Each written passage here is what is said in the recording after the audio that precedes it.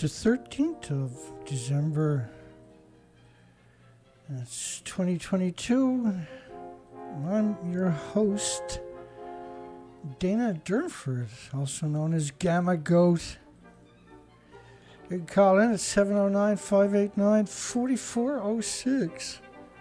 Excited tonight. We got some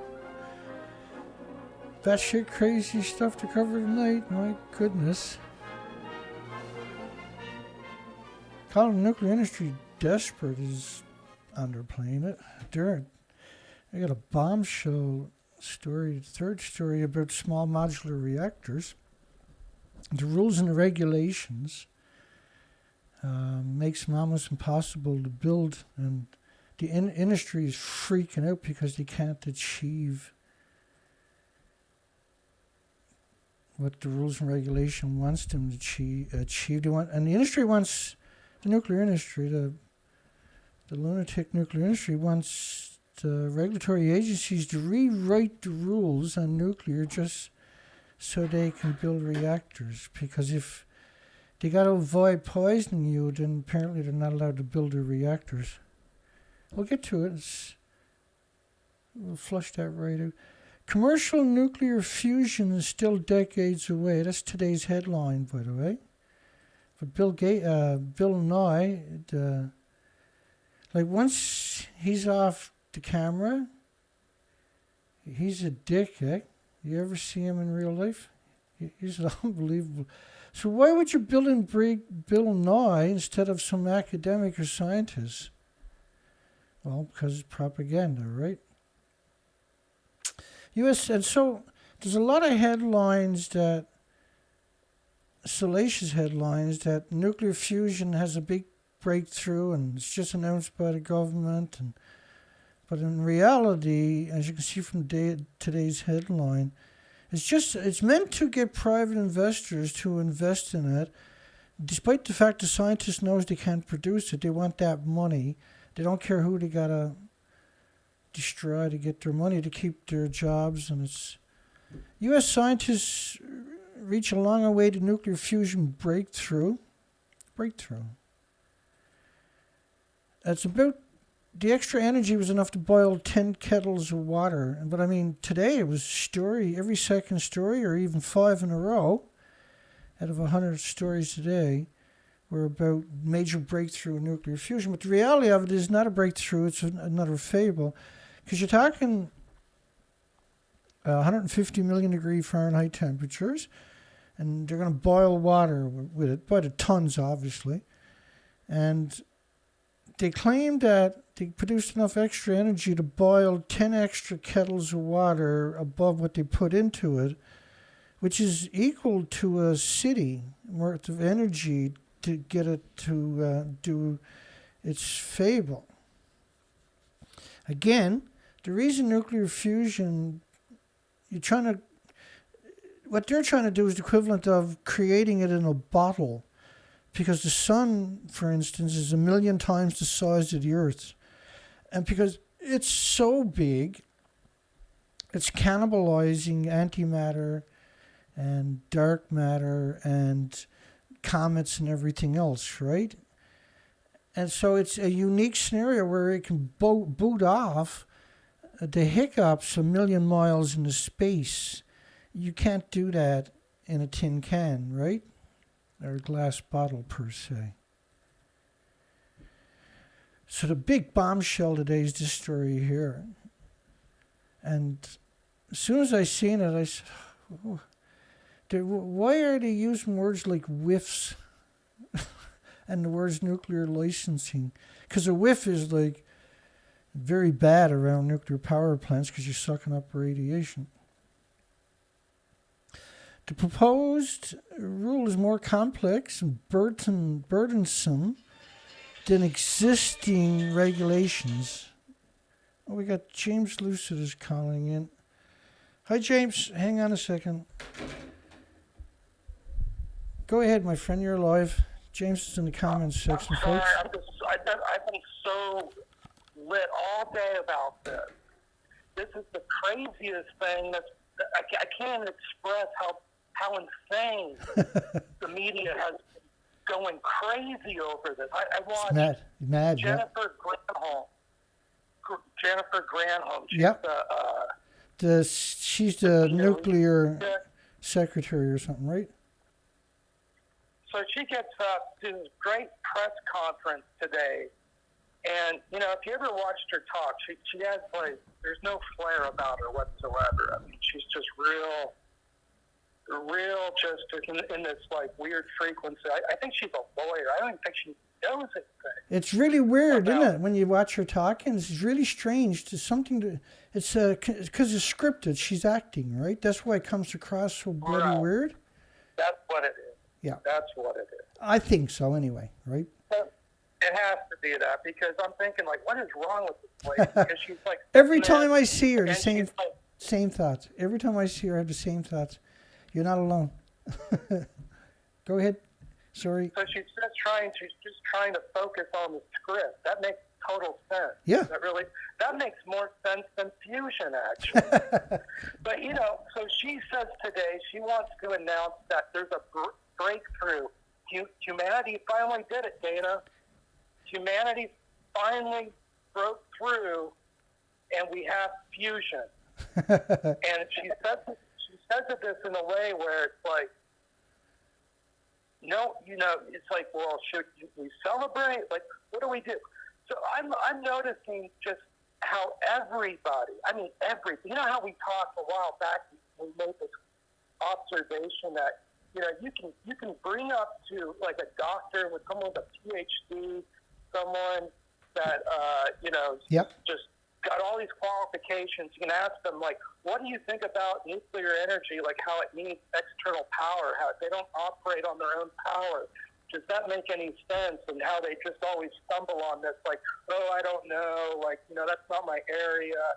And you made a comment, it's funny, how all these people, they have an opinion about everything else but nuclear. That's the one thing they won't talk about. They're not keep that to themselves. Yeah. But here we have to go ahead. With fusion. And you got all these channels on YouTube, people celebrating this whole discovery, and it's thousands of comments, and they're all the same.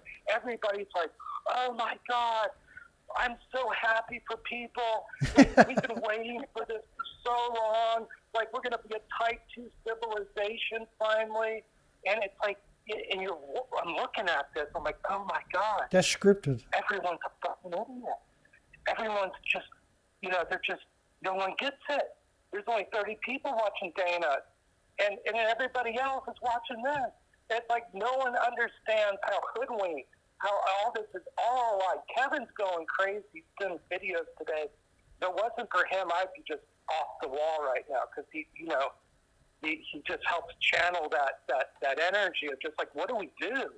How do we talk to people about this? How everyone is so, in the gutter. They'll run you over if you try to say something else to them. They'll get in their cars and chase you down and run you over if you tell them something different. They're you're a liar. The media wouldn't lie to me. It scares me. It's scary. It is scary. We're all witnessing this all together tonight, I think. And looking at this, how can humanity be this dumbed down? And how it's do complete. They have this much control? It's complete. It is, right? They have so much control on the narrative and believe in anything. Yes. So I just need it all. I just. You had to vent. You had to vent. I could tell, right? I get that same feeling sometimes. That's probably why I'm here every night, because I read this all day, and I'm not actually doing a show. I'm just venting, right? For 2 hours, and it's the only, it starts again. It works. It really works. We have to get through, because it's we're not crazy, Dana. No, we got the high ground. Period. There's no fantasies in these shows. We're just the fantasies are what they're saying, and we're trying to say, hang on a second, there's another side to this conversation, and you're the boogeyman the minute you do that, right? When you phoned in, I had 13 people on the show that I've been doing for almost a decade. But if I was here repping, doing anything else, I'd probably have a lot more, right? Probably in the thousands. It's a taboo. It's like COVID or 911. It's taboo, That's all right? we can do. Just keep being on the high road. It's the only thing you can do. That's all. You can't lose focus. We're not going to let them beat us down on this craziness. We're going to make sense, and evil never works out over time. It just never does. So we'll just play it by ear. Well, like, But it's difficult, right, to have fate, and that's what you're talking about, fate, and right. you gotta, and the fate is based on nothing but facts, nothing but documentation, and an absurd amount of it that dwarfs their narrative, ridicules their narrative with facts, and so you think that would break through, right? That you would start having. Right. But because they control all that media, all the universities, they captured them all in increments over the last 8 decades, put their pro-industry in key positions, and then flipped it into lobbying, flipped institutions and the medias into calling them lobbying public relation firms. Instead of forensic investigative reporting, they're lobbyists. And so they got an agenda, and they got to work together, and they can't contradict each other. If any of them contradicts the rest of them, then that turns into an incredible debate all of a sudden. So they can't allow it, and it's so frustrating that I'm like you, where I'll get vexed, and it'll really get to me, and I won't go read the comment sections because of that. That'll get you every time. You're asking for a beat, and the minute you go into the comment section of those types of propaganda, you're going to get heartbroken. I've been there 100,000 times, And was there anything else, James? I'm sorry, I was rambling. We just got to be. We're that,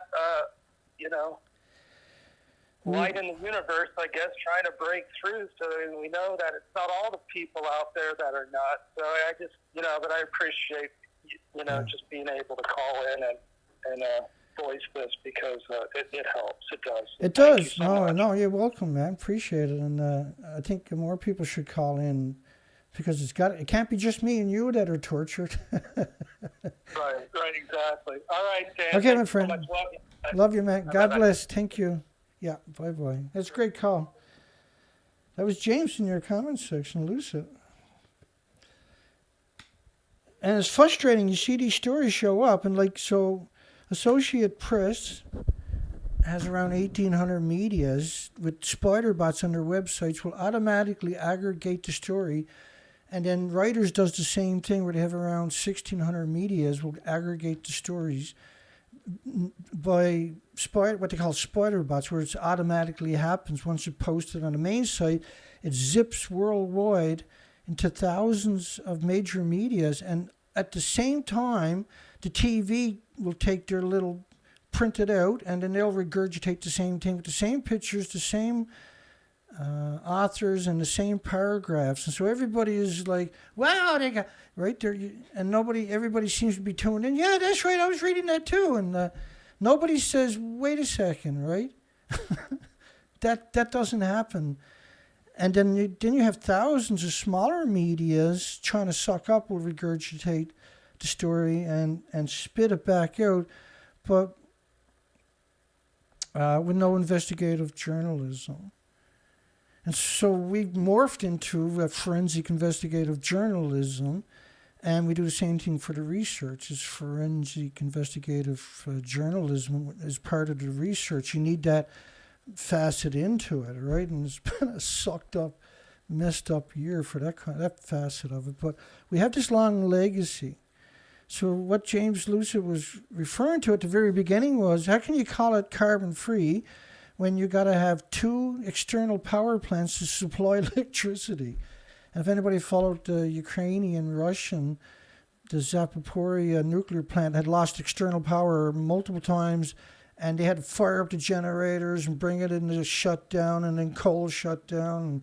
and then they had to have it always providing water or it melts down. And that's what happened to Fukushima. Lost external power was one of the factors. And the country shifted 6 feet, and that broke the water pipes. It needs 1 million gallons a minute. So you lost external power, and you didn't have water. Even with you had a generator, you wouldn't have had the water to circulate to stop the meltdowns, see? And that's why Reactor 1 started emissions within 50 minutes of the earthquake. As soon as it lost that kind of instant power, it was in trouble. So the proposed rules is more complex and burdensome than existing regulations. And so this is significant because the only design, which is new scales, that's into the regulatory agencies, the rubber stamp agencies, is not a complete application. Out of the millions of pages it needs, is missing thousands or hundreds of thousands. And so now that they got the rules written from legislation from the government, 3 years ago, Congress passed the Nuclear Energy Innovations Modernization Act, directing the Nuclear Regulatory Commissions, the non-regulatory agency, aka Nuclear Regulatory, to develop a modernized licensing framework that could be better accommodate innovation and support the commercialization of a new generation of advanced nuclear reactors, a new generation. They're referring to the small modular reactors, but also like salt reactors and a few other reactors, but they're based on mixed oxide fuel, which we call breeder reactors. And that means you produce an awful lot of plutonium, curium, uranium, and very, very long-term, generational term isotopes that nothing on the planet has an autoimmune trigger to defend against. So every species, anything with replicating cells is vulnerable to man-made anthropogenic radioactive fallout. And because it's per gram, you're talking over 4.5 trillion atoms. It fluctuates a little bit depending on which isotopes you're talking about, but all of them are per gram is 4 trillion isotopes. So when you atomize millions of pounds of it, you're releasing an absurd amount in visible snowstorms of physical atoms that are pulsing energy each for millenniums, and that's global warming, and it's been going on for 80 years, and it never goes away, and every day you're adding more. So if you go all the way back pre-nuclear testing, and then all the nuclear testing, all the nuclear dumping, all the original reactors never had any containment, so they were just hemorrhaging, flowing radiation into the environment. So this story, I broke it down to try to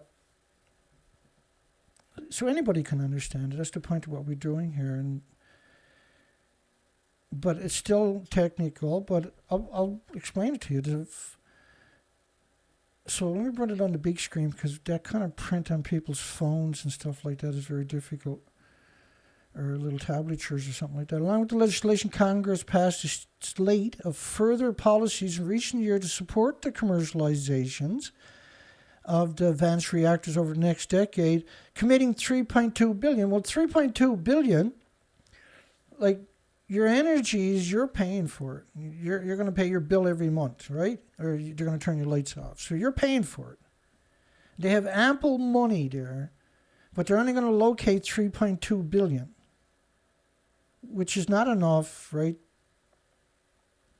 Thank goodness, to advance this type of reactor, to fund the construction of 2 new reactor technologies from scratch.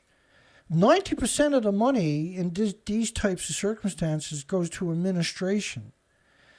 And because they're voracious, they all want top wages, they all want benefits and credit cards for lunches and everything else, they suck through this stuff. But because they're up and running, right, the inbreeding has made them feel entitled. And so they always, once they start, these are horrific parasites on the economy. to fund the construction of 2 new reactor technologies by 2027. But you don't have a design in, so you can't construct something when you don't have an approved design with 1 million pieces of paper that takes 5, 6, 7 years for a huge, massive amount of the regulatory agencies to get through and look for flaws. You might have to redesign it if there's flaws. Through the Energy Act of 2020 and a range of additional tax credits in the Inflation Reduction Act that was designed to make nuclear cheaper than any commodity like oil, gas, coal, and certain renewables. And the problem with that is, I got from Oregon. Hello? Just kidding, hang on. Hello? You're live. Yeah, this is Tim Martin. Hi, Tim. How are you? Good. I was hoping to call into Dana's show. You're on it. You're live. Rock and roll. Oh. You're live. Hey, Dana, can you hear me? I can, so, yeah. Everybody else can too, hopefully. Yep. Go ahead. Hey, I've been a big fan of you, Dana, for 10 years. Have you seen it all? Yeah. Yeah. Yeah, I've been working with Kevin Blanche. I've done quite a few videos on the collapse of the Pacific. Yeah, okay, go ahead. I'm sorry. I'm just trying to wrap my mind around it. Knock your socks off. Kevin's calling in right now. Go ahead. I'll call Kevin back. Yeah. Yep, go ahead, Tim. You're live. Yeah. Anyway, what I would like to say, I was living in Corvallis, Oregon, and I was documenting the fraud that was going out of University of Oregon with the nuclear energy with NuScale. Oh yeah, nice one.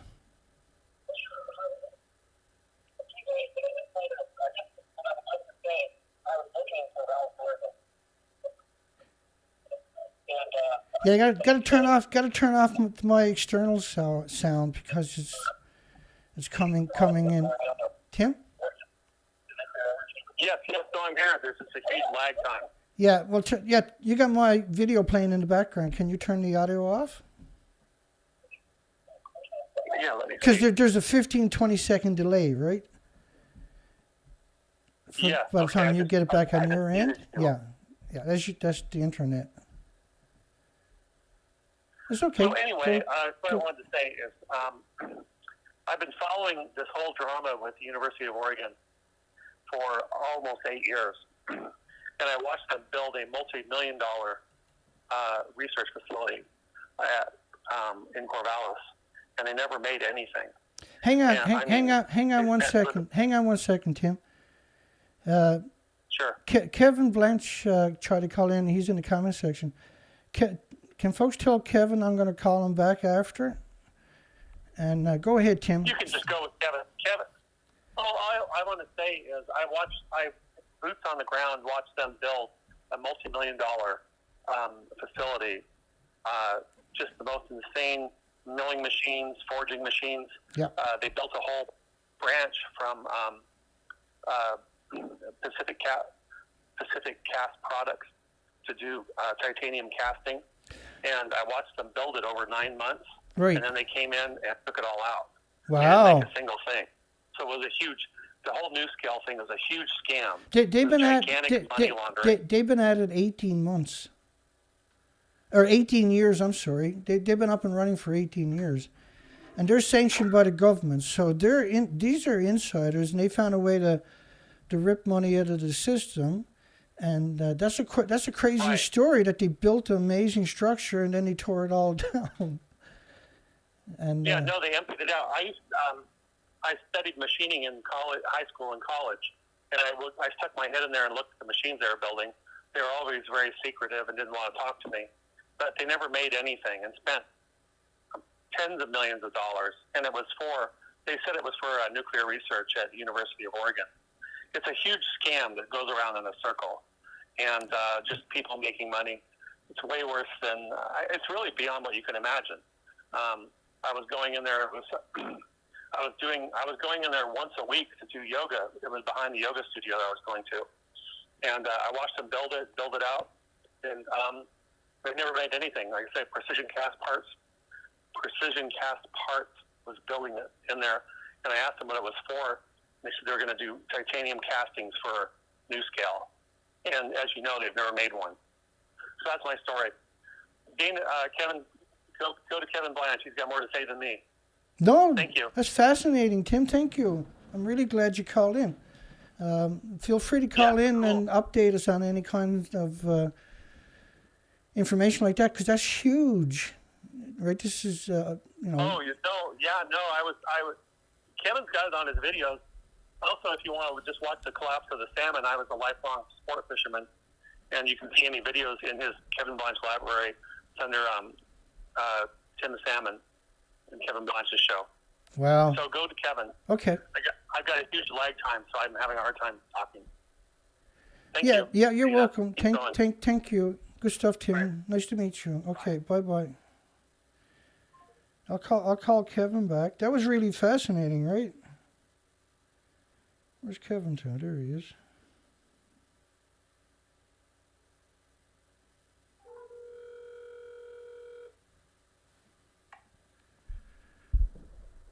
Hello. Hey, Kevin, it's Dana. You're live.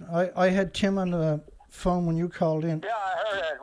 We love Tim. I don't know, he's a little all over the place, but he does great work. He's the man. Do not kid yourself. He's incredible. Awesome. So he's such a great activist, and he's so, he's the fishing guide. He's the NuScale. So that's why I called in. Two things. On the Dog and Pony Show today with Jennifer Graham-Holm. Jennifer Graham-Holm is the former governor of Michigan. She's a Cal Berkeley communications grad. And she immediately went to work for Current TV. She was an Al Gore propagandist, blah, blah, blah. And then, of course, when Trump went out, she replaced Rick Perry, which is the Department of Energy of Nuclearism. So this Dog and Pony Show at Livermore today, what it shows me is the Nuclear Energy Crime Syndicate, which is the DOE, is getting nervous. Their funding is so gigantic at Livermore. I protest a lot there at Livermore. I'm actually friends. It's named the Lawrence Livermore Nuclear Lab. Lawrence, the nuclear physicist, I'm friends with his grandson. He's worked with me a lot at Diablo and at San Onofre. Oh, you ought to hear that guy go off. He's worse than me. He just goes off on his own grandfather and the industry. But what it tells me today, they staged that Dog and Pony Show. They got huge media, propaganda everywhere, and they really had nothing. They're using the same old, laser hitting the nuclear pellets, which is uranium-235 in the mirror system. They've been doing it for years. But saying the way that works is you get a tritium exchange. If you can produce tritium, that means you have a nuclear fission event. Well, of course they always produce some tritium. But the goal is to get more external than they're putting in, and they're using gigantic sources. This is a mirror on mirror on mirror on mirror laser event. And, then they're saying they got a tritium exchange. Well, the bottom line is this. CERN has already got that. Norway's already got that. It's a nothing burger that private contractors at Livermore, the nuclear lab there, some of those guys make well over $1 million a year. I protested there so many times, it's creepier than hell, but there's actually a tunnel that goes from Livermore to the university, to Cal. You go right behind the stadium where the trees are, where the tree centers are. There's actually a nuclear reactor there. I've worked this whole dynamic for years. So what it tells me is the Department of Energy is starting to get a little bit desperate, because I think people are finally questioning their trillions and trillions and trillions of dollars of funding. So today on CNN, it popped up with Bill Nye. Bill Nye spoke at Weber State. here about 3-4 years ago. I got one of the questions up. I stood up. I asked him straight up about nuclear energy. The place was packed. And he just ripped nuclear energy. Said it was a joke, blah, blah, blah, blah. He's on CNN today, and they had another so-called scientist expert. And Bill Nye was the babbling buffoon. He, with all American exceptionalism, nuclear is nuclear. The other analysts countered him and said, no, wait a minute. Why are we spending all these billions and trillions on this moonshot when we've got more wind and solar ready to go online in the next 5 years than we have the previous 20? Well, why are we fair telling CNN just kind of cut away? So what I think the DOE is getting desperate. And they're like, all these years and all this funding, we've got to come up with something. So I watched the whole conference today, all of it. And it was it was a nothing burger. There was really nothing there. And it shows to me that the nuclear industry is getting desperate. And I think inside the Beltway, I think they're having discussions saying, look at these trillions we fund to these labs. When are we going to pull the umbilical cord? I think those are the discussions that are going on behind the scenes. And then secondly, NuScale. So NuScale, which the paper you just got into, is coming out today, which the law was passed during the Trump administration to fast track and move forward the red tape on SMRs. The only SMR that has a license is NuScale. Right, but it's not a complete license, right? Right, a partial, but here's how they got it, and this is the fraud. I've been on this NuScale from the beginning.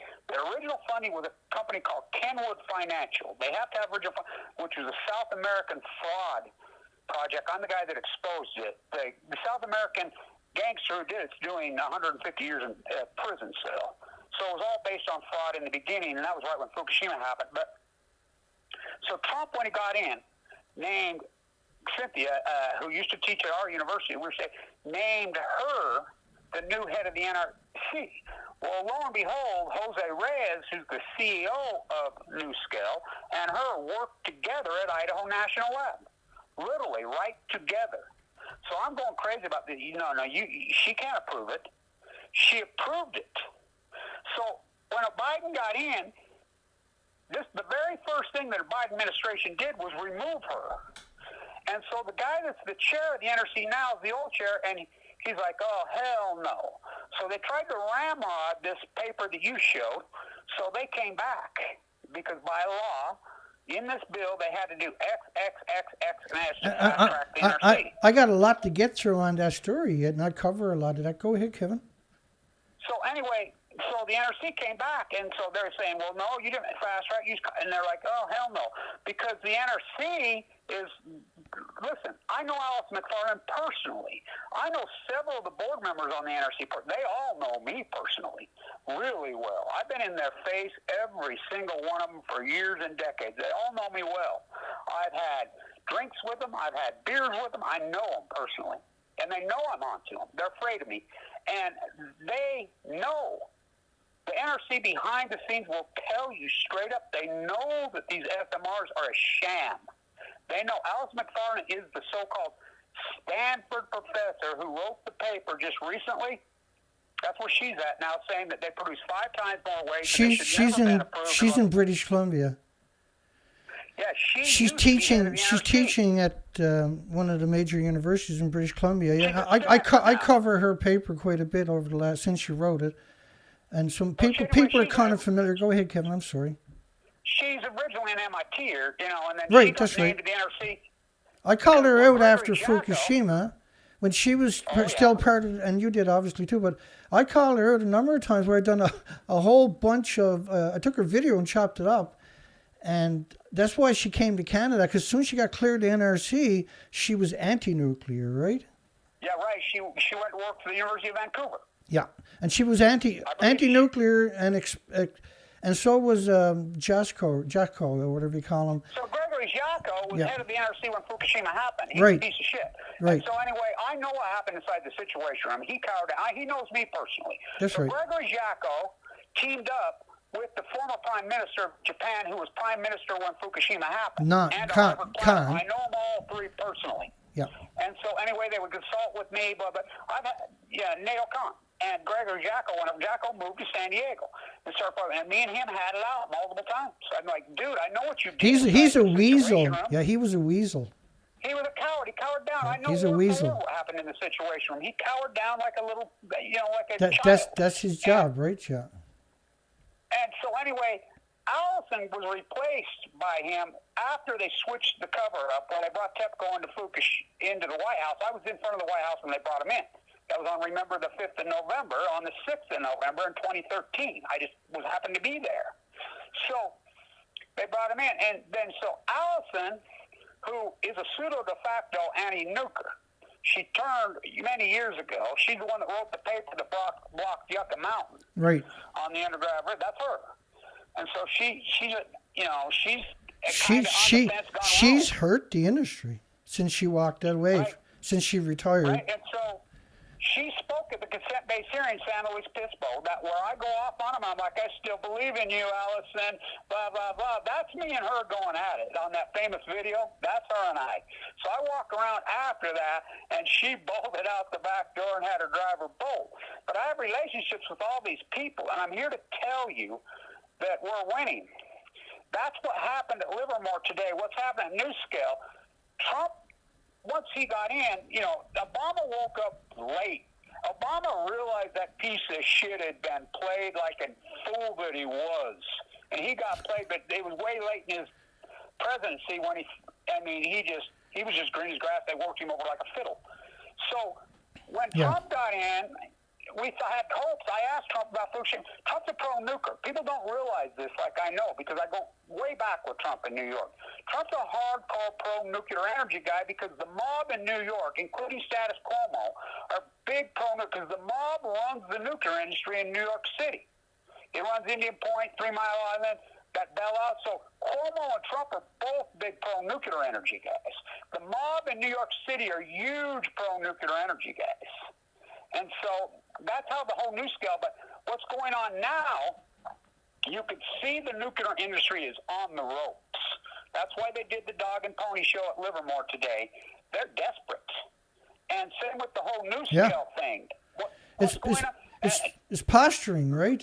There's no meat to it. They're desperate. They know that the writing on the wall, because these guys, this cult for 80 years, which is the DOE was started as a nuclear energy thing, is trillions of dollars of free money all year. They don't have to do anything. It's government gigantic funding. Give us the money, or the whole system's going to collapse. So basically, it's robbery the way they do it too, right? They've been robbing us for decades and decades, and it's the same plan. It's the Musk of the world. It's the Gates of the world. They all know, because we have Price Anderson, the Congressional Act, which is the Immunity Act. They all know this. They get the money up front from the government. They don't ever have to pay it back. They all know this. That's right. There's no accountants. Of building a reactor. There's no accountants looking at them. Utah here's funding them. No. They were the only municipality. They were supposed to have 24 of them online by 2019. They're saying maybe 6 by 20. I doubt they're even testing it, but I don't know. No, they're not going to have. They're not going to. Like here, I've been saying this for years. Is that because we have the evidence that 90% of the money of all the national laboratories, for instance, goes to administration. Only 10% goes to just people that rip it off. Right, and so they keep hiring more people, but they're not able to produce it because they only put so much back into it. That's the idea, was for it to keep expanding, and now it's so big, it's cannibalizing the planet in order to survive any longer. You know how much the nuclear engineers at Livermore, and they're paid in cash. They're private. You know what the average one makes there? And I know this for a fact. $1.2 million a year. Yeah. It's the same at Oak Ridge. It's the same at INL was dead. INL's re-emerged and came back. But my point is this. You can see the writing on the wall. These guys are starting, their knees are starting to knock because wind and solar is just annihilating them. People inside the Beltway and these bigwigs are starting to question this funding. They're starting to wait a minute, how many billions and billions and trillions of dollars a year are we dumping to this nuclear mess when you guys have had 80 years? you could see, and that's why they got desperate and tried to do this at Livermore. And it was a flop, by the way. I watched the whole thing. It was a giant flop. And Yeah, so, go ahead. To me, and same with the whole new scale thing, it's starting to come apart. It's the beginning, I think, of it's starting to unwind this fraud. And, you know, if the truth was ever known out there, and that's, again, you and I's work, that we've had so many views over the years that we have penetrated we've got the big narrative out there. People don't realize that you and our narrative, it doesn't matter if you have 17 people and I have 12 people watching out. That really doesn't matter because we have a lean, clean army. But what we did in those 10 years post-Fukushima, we had hundreds of millions of people had their eyes on us. Hundreds of millions. Yeah. Oh, for sure. And they've been able to reflect now, and they're like, whoa, wait a minute. The policymakers are starving for another opinion, and there's only a handful of us out there. There's not even a handful. They're not even starving for opinion. They're looking for facts. And I know so many of these politicians, they're looking back now and saying, we don't need opinion. They're looking back and say, oh, Blanche was right. Blanche was right the whole time on this. Durnford was right the whole time. They're done with opinion.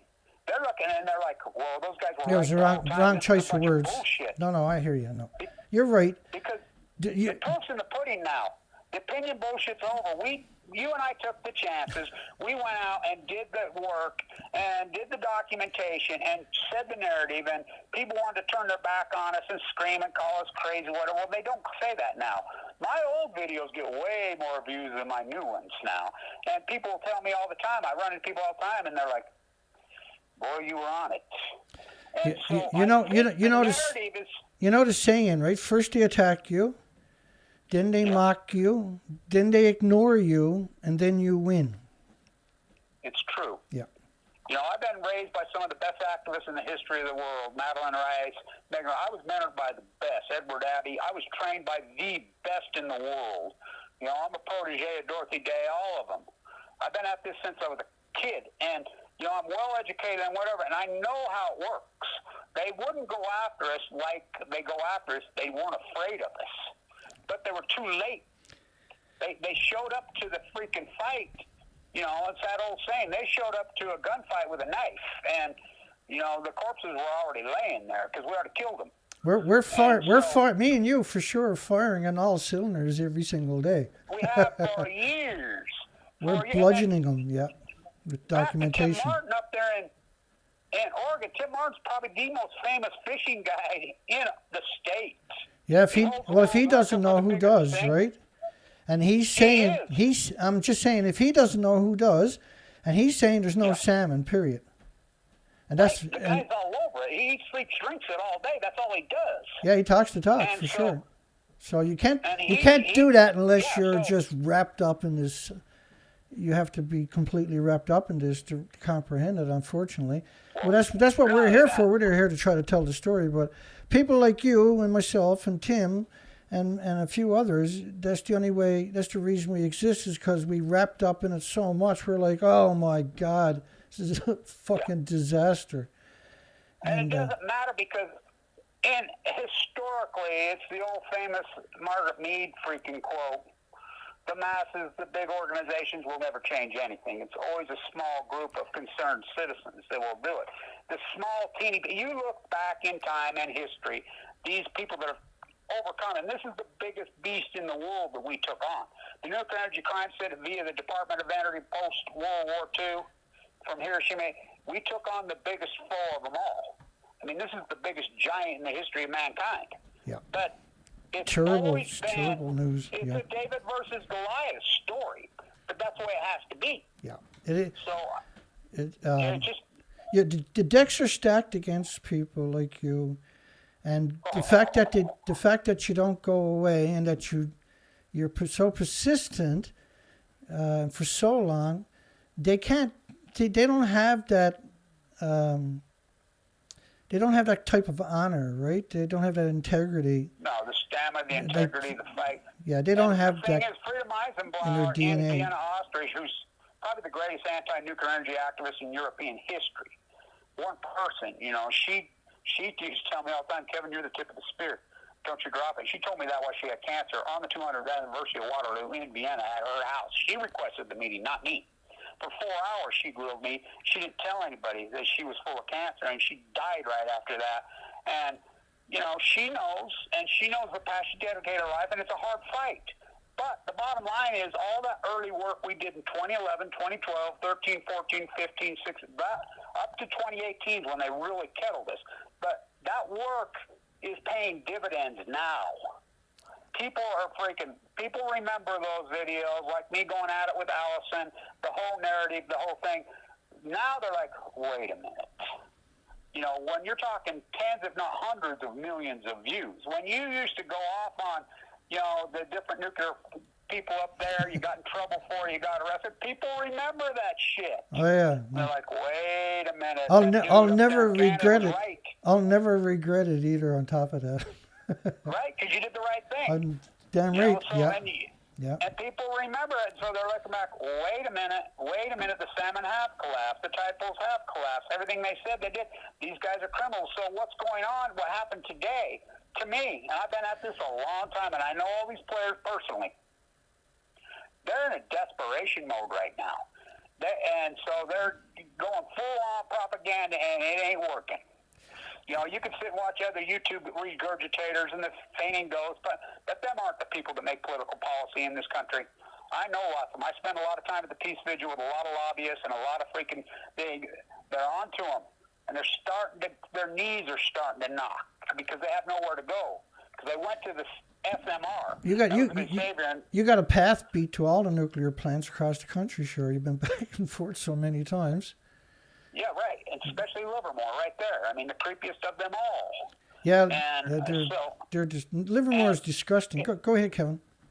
Livermore's creepier than freaking Oak Ridge, Tennessee. You know, I was with Megan Rice many times when she should, you know, do her thing at Oak Ridge at Y25 North 24, and so I think she was awesome, man. She was awesome. She was awesome. Her mother was named Madeline. I was friends with her mother, Madeline Rice. That's where I met Annika. I met Annika in the Nevada test site, who died of cancer, from Madeline. Madeline's mom, Megan's mom, introduced me to her. But another thing she went to jail a lot of times, man. And it was a sad day when she passed away. That's for sure. Yes. I talked to her right before she died, not long. You know, and that's the whole thing. These people that have fought, it's a tough battle. But the other thing is what's going on at the Big Z in Ukraine. It's made such international and headline news. People are like, your whole narrative that it takes back up to, people didn't believe it. But now that that's happened at Ukraine, they're like, wait a minute. Mainstream reporters even are reporting it. They're running on diesel fuel and lines coming into the reactor. So people are connecting the dots, and they're like, oh, that crazy fucker up in Canada, that dude was right the whole time. He's been saying it takes two external freaking sources to keep a reactor right, and people are like, they say that because all the publicity that's gone on, rightfully so, on the Big Z. That's right, yeah. People are connecting dots right now. Oh, it's like, coming home to roost. For all of us, for everybody, and all the species. I'll let you go, but I want to call because it's important. No, good stuff. What happened today? Yeah, I'm glad you called, man. Really important day. No, that's huge. I'm glad you called, Kevin. That's pretty awesome. All right. So okay, my friend. Don't get discouraged. Yeah, no. Who, me? You know, the no. old work, it's like when you put in the work years. I mean, it's like you're an athlete. All that training, you know. Yeah. Once you're on the field and you do then you know. The industry made a big mistake. They attacked me, and that was a serious mistake because you don't do that. You don't do that to people like you or people like me. All you do is just you create a resolve, and that resolve is I'll never leave them alone now. Right? Right. I have my. I'm in a bone marrow transplant center full of AML leukemia, and they hired teams of trolls. The DOE themselves did it. There were literally dozens of Facebook pages and YouTube. Yeah, it was horrific. Shows you how disgusting they are. Okay, my friend. A lot of them gone away now, but that's illegal what they did. 100%. In the United States. And evil too. Right, and so people are like, oh, wait a minute. I remember when they used to attack that guy and he had a central line hanging out. I remember when they were attacking Dana when he was in a wheelchair. People remember that shit, and they're like, these fuckers are evil. Low lives, boy. Yeah. Okay, my friend. Thank you, Kevin. All right. Call in Okay. anytime. You know that, right? I will. Thanks. You're welcome, my Bye. friend. Yeah, take care. That's Kevin Blanche, folks, from the United States of America. And Kevin's got a pat beat from his house to every nuclear power plant in the United States. He's been at it that long. I'm not kidding you. Yeah, lots of great calls tonight. And Tim, down in Oregon. And I've talked to the people from NewScale. They've called me up and fucked with me many times. They're degenerates, eh? But when they attack me and they ridicule me, all they do is just create a resolve. You don't drive me away. You make sure I never go away. And you make sure I'm going to get better every day at the subject, because it was such a dishonest way what they done to me. When they arrested me the first time and we realized what was really taking place, well, that was a big mistake. So back to that story. Kevin was talking about quite a bit, and that's why he called in, was this story today, facets of it. The NRC, and this is just going to talk about the licensing, not about what Kevin was talking about per se, but, Kevin was, the announcements, and he referred to this stuff. I'm just going to walk you through it because it's extraordinary. And I'm going to put it on the big screen. For people got small cell phones or tablets, it's hard to read on the other way. Congress passed the Nuclear Energy Innovation 3 years ago, that's where we left off, and Modernization Act directing the regulatory agencies to develop a licensing framework for the small modular reactors. A new generation of advanced reactors. I'll get back on my track here in a second. So that's where I left off. $3.2 billion to fund the construction by 2027. So obviously that's not going to happen. And massive tax credits. So if they spend $1 million, they get $300,000 plus back. And they ain't going to have to wait for it either. But there was all kinds of tit for tat. Like, if you spend this much, we'll donate double that or whatever to help you get up and running. But the problem was, in order to design the plant, this is why there's only one design, but it's only partial, which is from NewScale, and I'll explain it. We'll get through this. U.S. climate envoy John Kerry was equally clear. John Kerry. He said, we don't get to net zero by 2050 without nuclear power in the mix.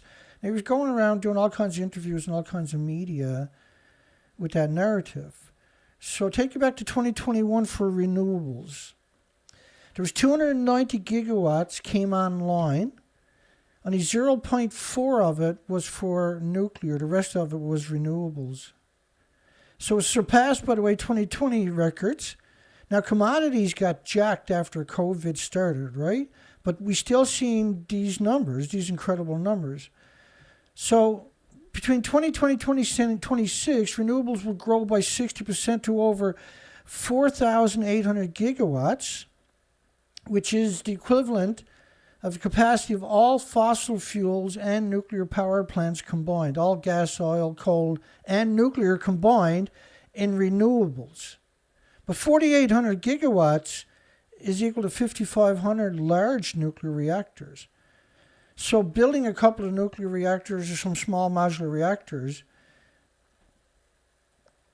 is going to be dwarfed by renewables. But that's 2026. So 2027 is still going to happen. The world doesn't end at 2026, hopefully.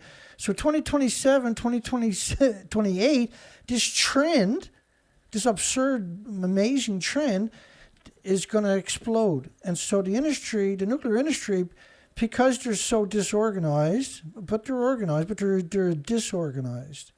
And 90% of their money actually goes to administration, not to infrastructure.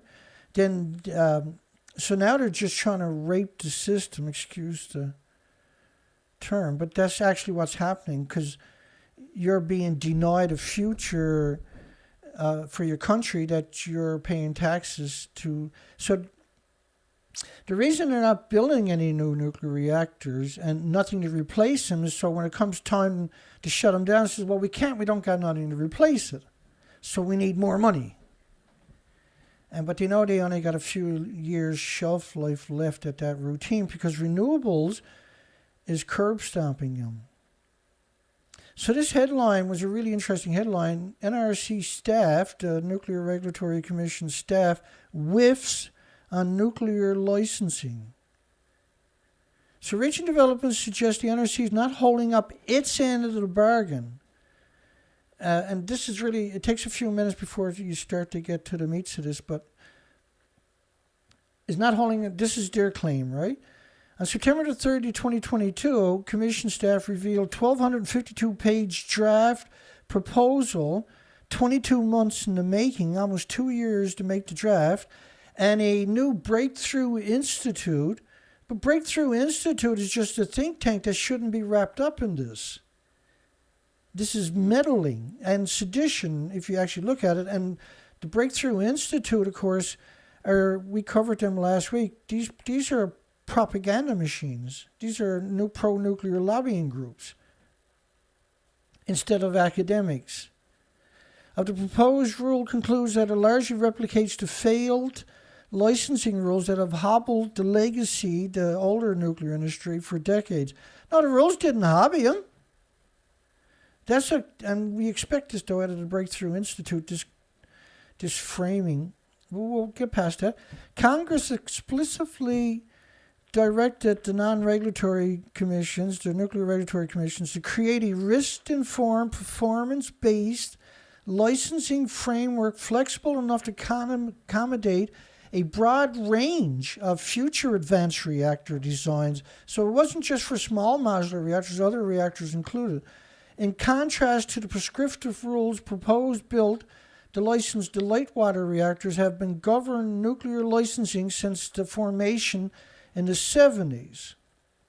Don't worry, you'll get it.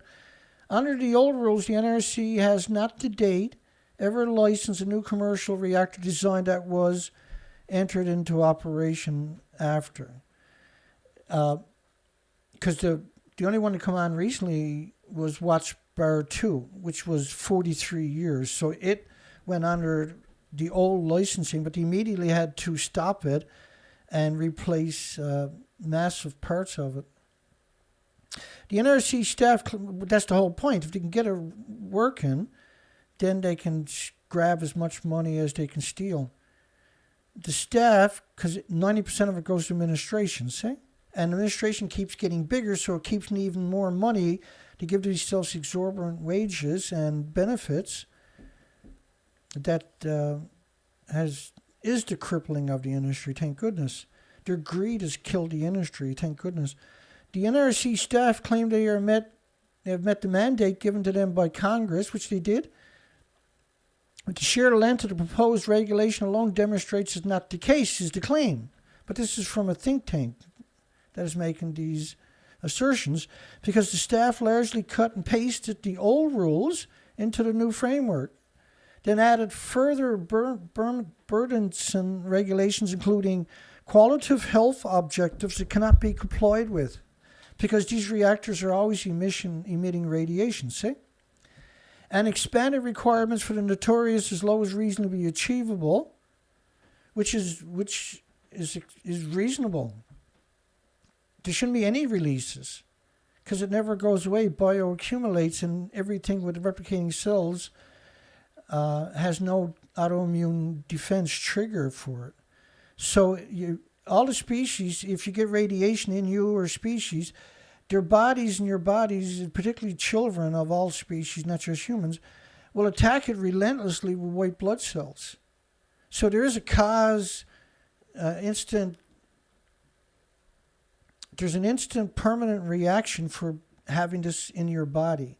You start producing massive white blood cells. If you're bioaccumulating because you're eating it, drinking it, breathing it, it's insidiously worse because your body starts multiplying, attacking every atom in your body, man-made, with white blood cells, which means you have less red blood cells carrying oxygen nutrition. For every white blood cell, you're displacing a red blood cell.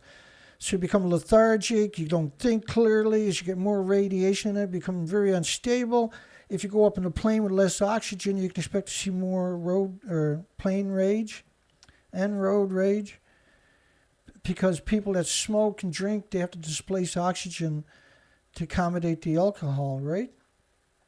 So when you already have a low oxygen count because of your red blood cells and radiation poisoning, if you keep drinking and keep smoking, now you don't have enough oxygen to be responsible. So you can do some very dangerous stuff to yourself because the staff largely cut and pasted the old rules, which was applicable. You can't just make up all new rules. Well, we can't do that because we do that for the other reactor. Of course you got to copy and paste.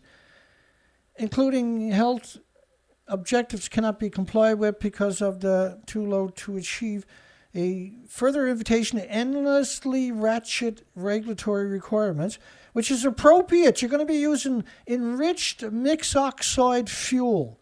So you think that if you're using mixed uranium, mixed oxide fuel, which is reclaimed hot particles from the fuel that, like, so when you put a reactor, turn a reactor on, put the fuel through the cycle, it's 2 billion times more toxic than industrial poison. If you reclaim that and put it through a chain reaction again, it has that same properties, where it's 2 billion times rather more toxic than industrial poison. Now it's 2 billion times 2 billion times more toxic than industrial poison because you're putting it through a chain reaction again.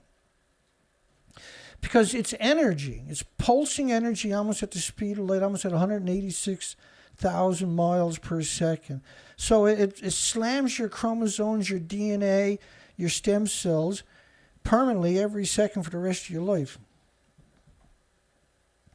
The latter two standards have been added by the non-regulatory staff despite long-standing clear directions from the Nuclear Regulatory Commission not to use the standards in the way that the staff proposed to use them, which was to defend the environment and the population against the vicious, sadistic isotopes that are released from these disease factories. The notorious as low as reasonably achievable radiation standards. A truly risk-informed, performance-based rule would establish a clear, reasonably standard for acceptable radiation exposure. There is no acceptable standards, right? There is no acceptable radiation standards. I'll pick up right there. We got Michael Shell calling in from Canada, Ontario, from the nuclear wasteland that is Ontario. Mike, hi Mike, how are you, sir?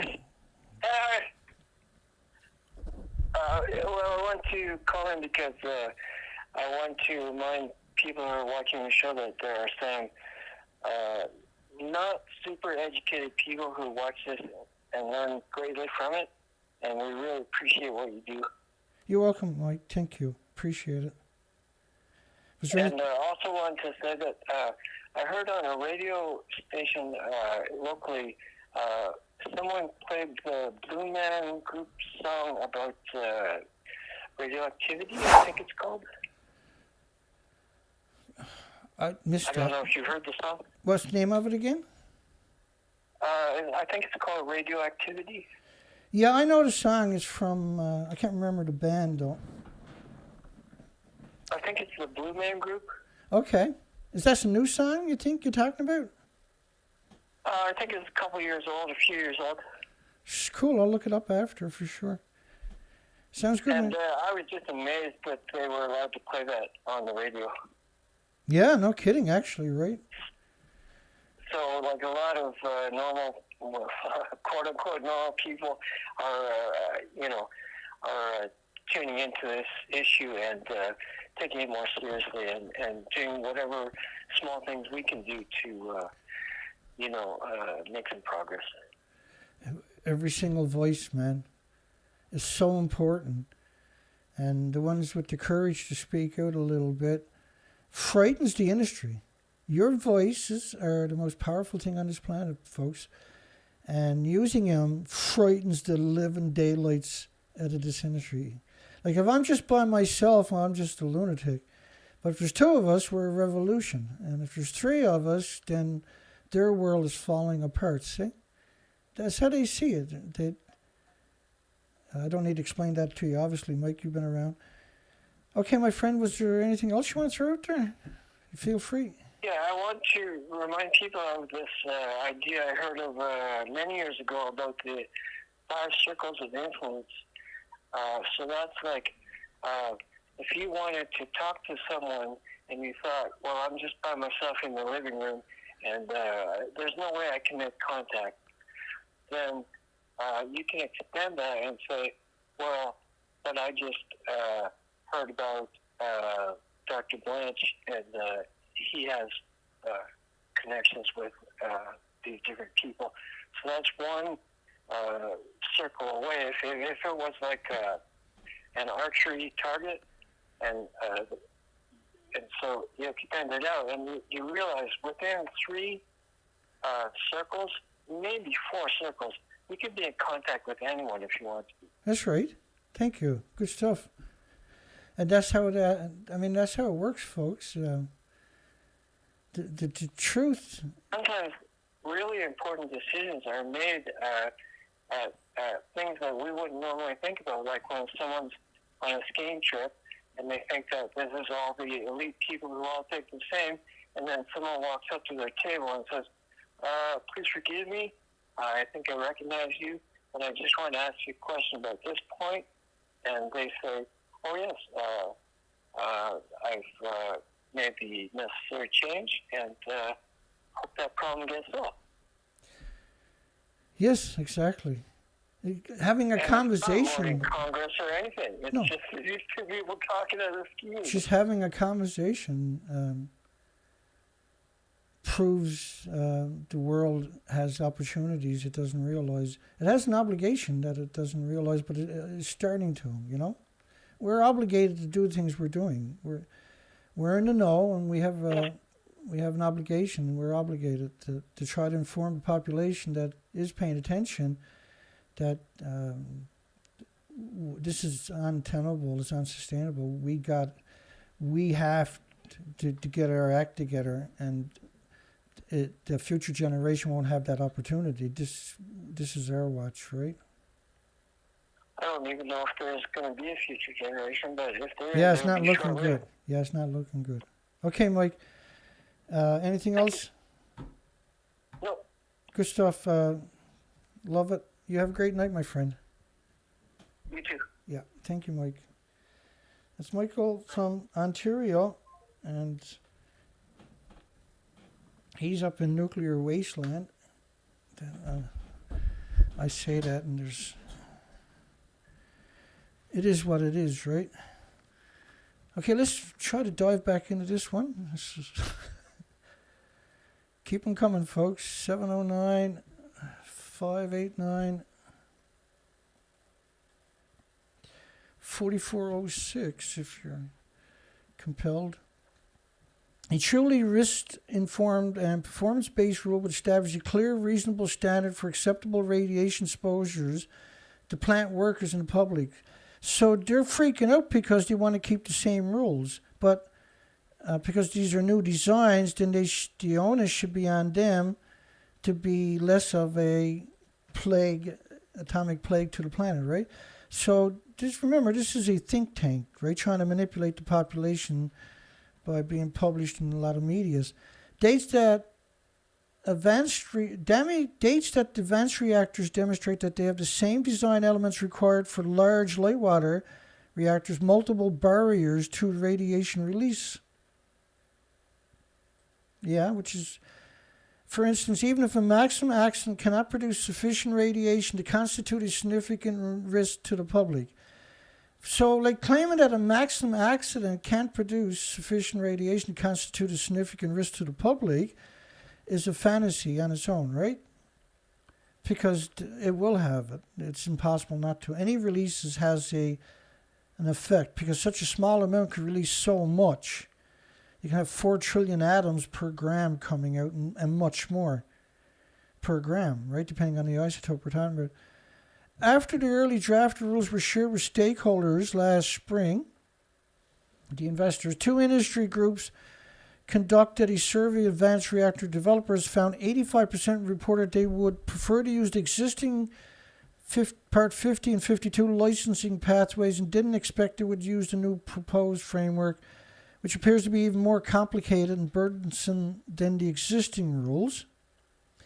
In response, the NRC staff created a second framework called Framework B, that allowed licensed applicants to use a less comprehensive safety analyst if they demonstrated, you like this one, that their design featured a comprehensive set of prescribed safety features, also largely ported over Part 50, with technology-specific requirements associated with light water reactors.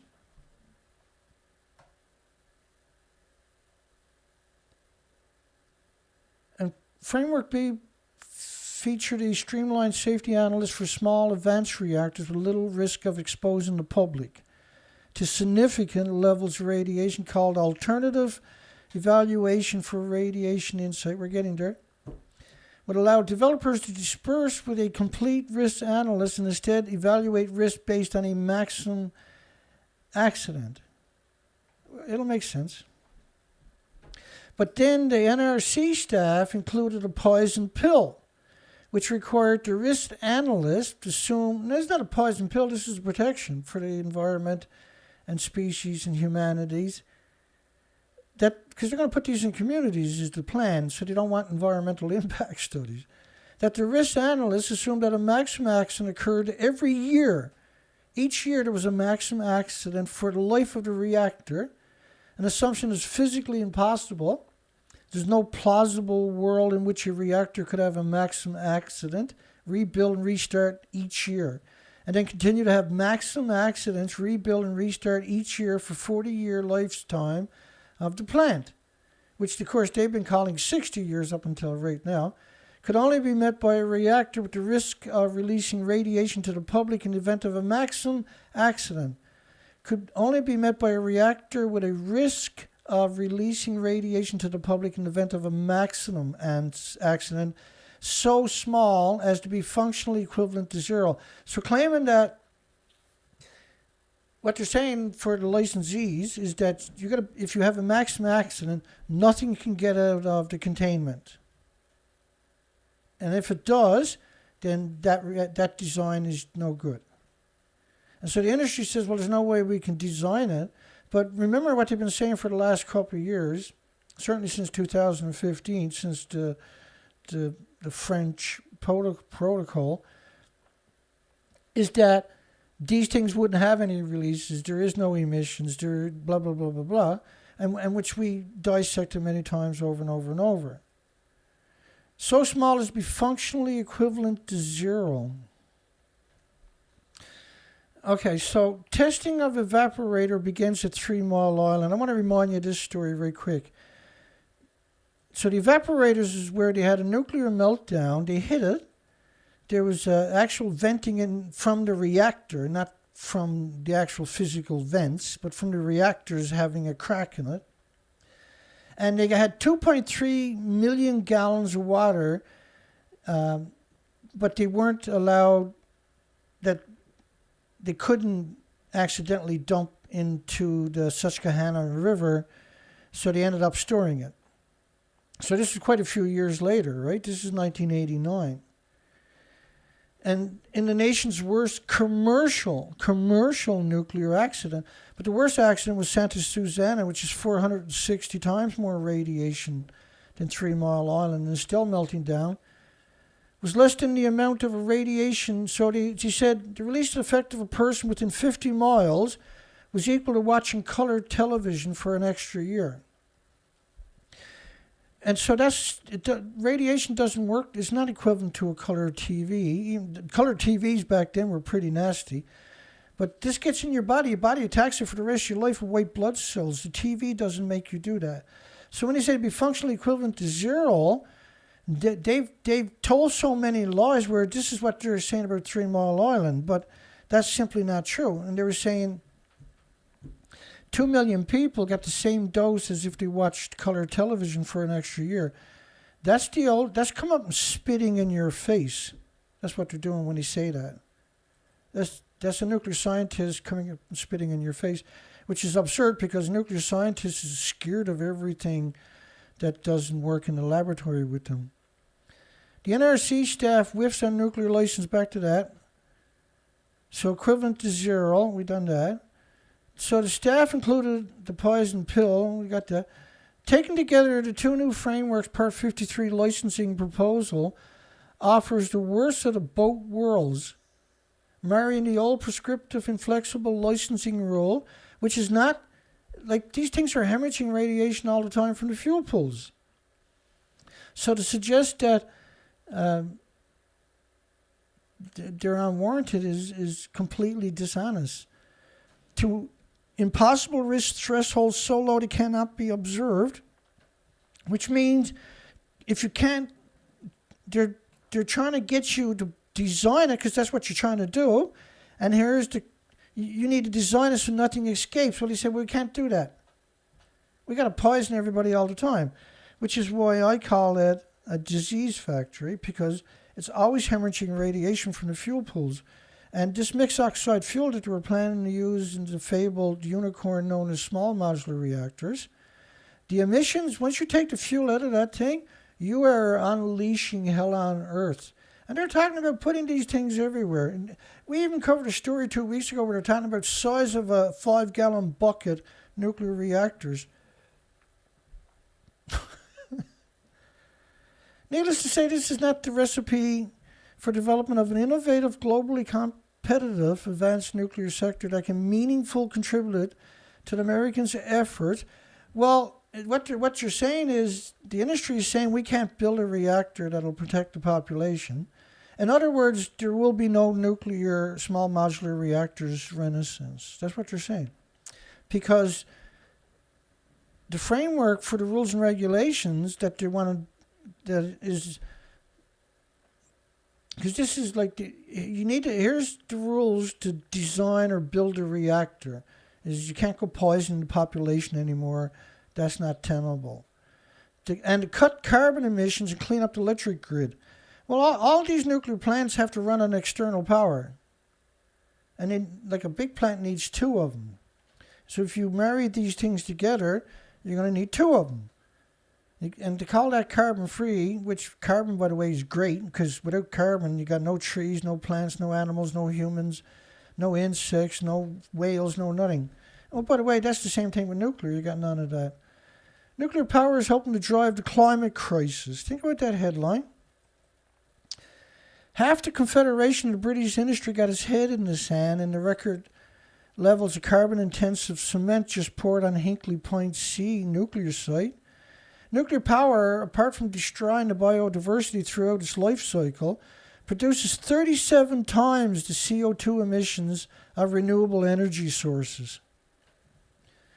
Plus, once you turn it on, you got to have external gas, oil, coal plants to power it, because it can't run on its own power. So when you go back and you talk about cut carbon emissions by using nuclear, it produces 37 times more. The U.S. power sector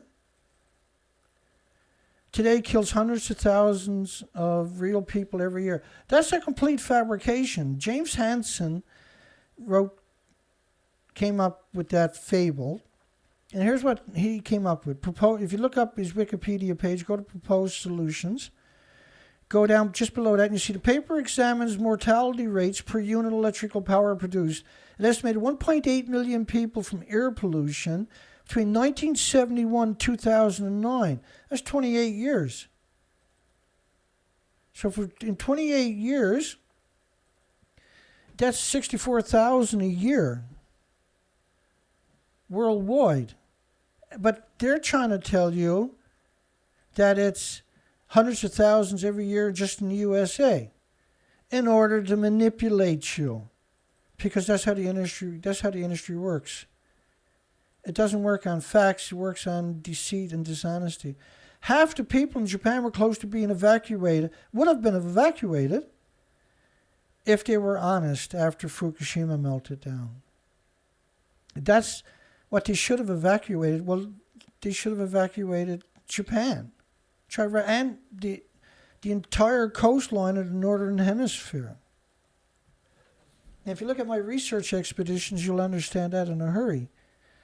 The NRC, back to that, NRC staff whiffs on the nuclear licensing because they didn't want to insult them too much.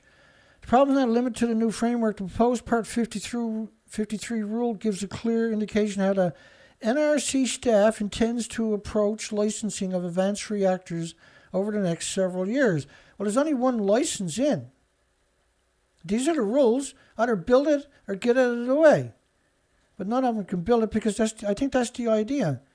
These license applications are proceeding under the old rules as the new rules will not be finalized for several more years.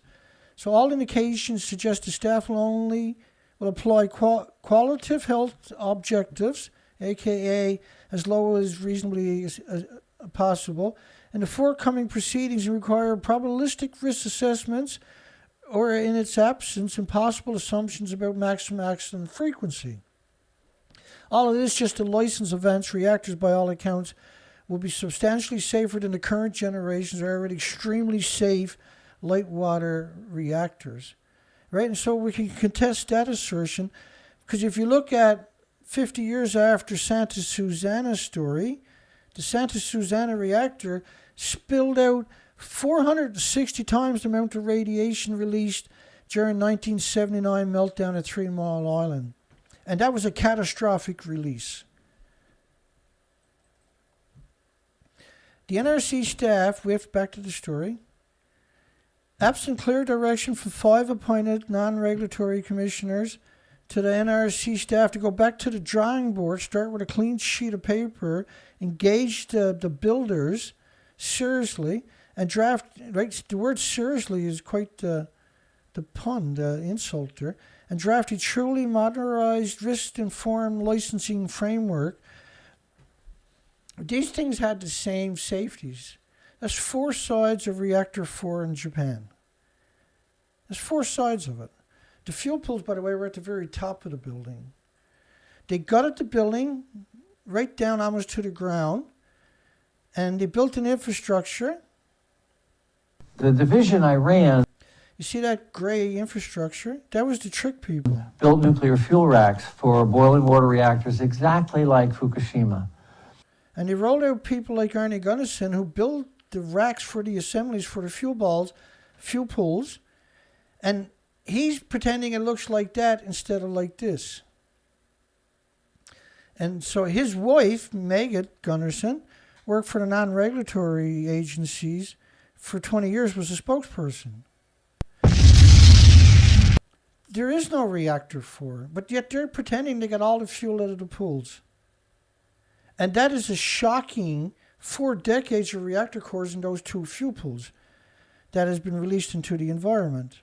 So when the UN Secretary General said, there's no exaggeration, say the fate of Japan and the whole world depends on Reactor 4, which doesn't exist and was gutted, then you got to realize Reactor 3 also had these same attributes.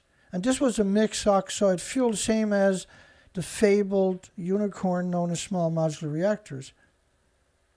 So there's the stump of Reactor 3 after detonation. It's no longer 190-foot buildings, therefore it had no fuel pools. And when you actually look at the stump after they tore off the excess, this is all you're left with. The fuel pools were at the very top of the building and the reactor cores. They made it one step even crazier than that. I'm going to play this clip. It's a very short clip of just a handful of American media and United Kingdom, Australia, media's claiming they're in a building, in a fuel pool, 100 feet above the wreckage to your left that doesn't even exist. Where I'm standing is on top of what used to be reactor building number 4. The whole of this building was blown apart by a huge explosion. We are here inside Reactor 4 at the Fukushima Daiichi nuclear power plant that was severely crippled during the earthquake and tsunami of 2011. Of the decommissioning work taking place here in Reactor 4. At the end of our tour, we were checked for radiation exposure. In 4 hours, I received the equivalent of less than a chest x-ray. 1,500 highly radioactive fuel rods inside this pool. They've got to move them outside of this reactor.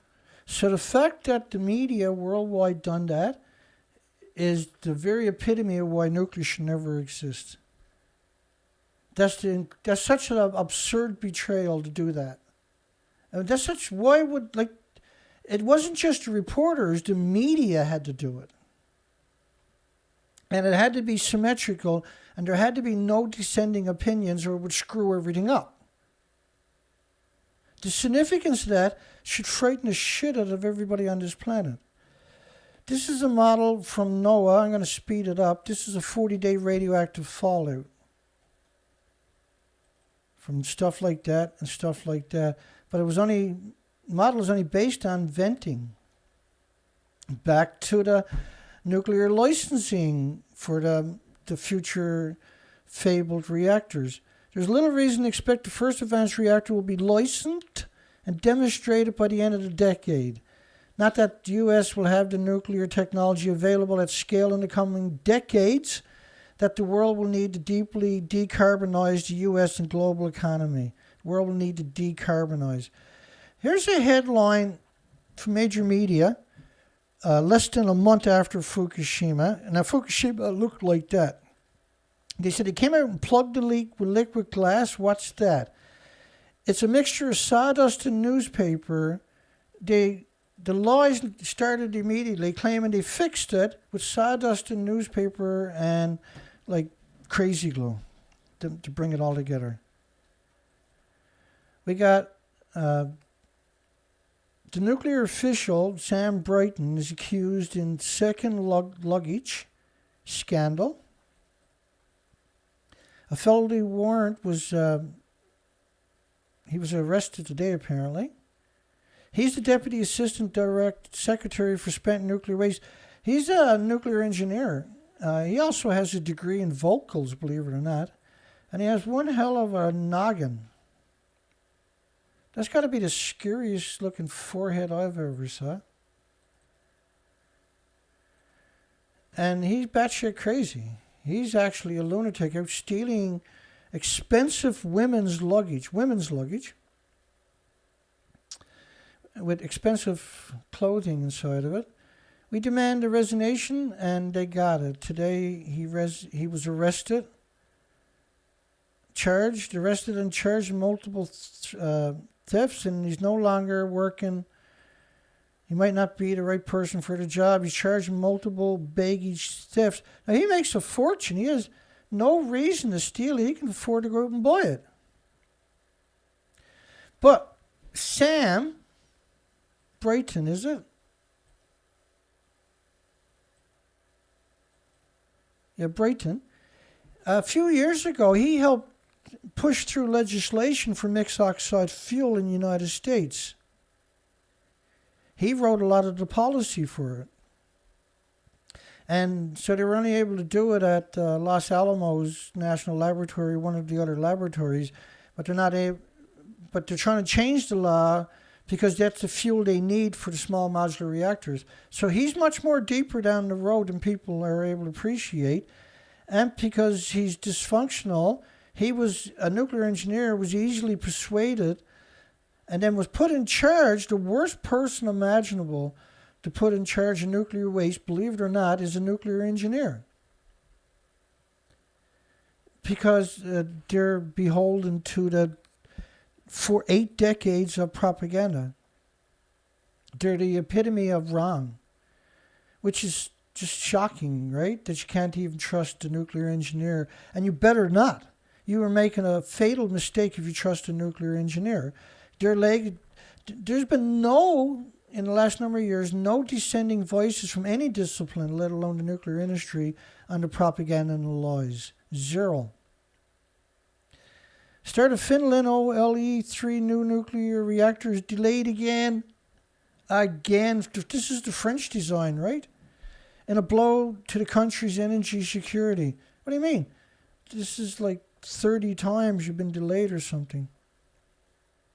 The whole of Europe was struggling to reduce energy supplies following the Ukraine war, because you put sanctions against the only commodity you had. You've done it to yourself with no way to replace it. And not only that, Russia just sold it to somebody else.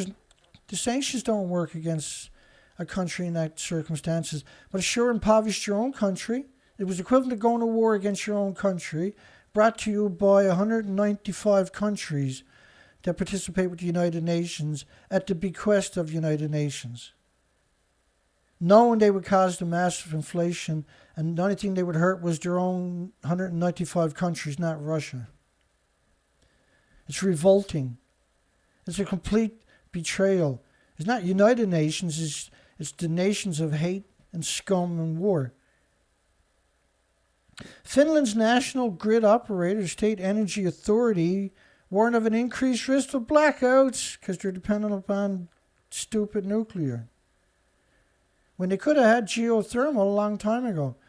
Which, by the way, we got a poll tonight. Self-explanatory. Should the small modular reactor funds that are useless now because of the new regulatory rules against the licensing now be flipped to geothermal that is 10 to 20 times faster, cheaper, quicker, and more efficient? And we got a resounding 96% saying yes, of course. Because that would be the right thing to do, is stop funding the fabled nuclear reactors. The renewable industry has already demonstrated by 2026 they're going to squat the fossil fuel industry. The nuclear industry is doing everything to scuttle the renewable energy so that they can have a place at the table, despite the fact that they don't deserve a plate on the planet, let alone at the table. Their entire legacy is predicated upon deceit and dishonesty, and each generation has to regurgitate the same lies, and this is not a way forward. And now they got a stranglehold because they have embedded themselves in the medias and the institutions and universities and medias. Nobody's allowed to have a conversation. There is no dissenting voices. And so only the crazies, and these are crazies.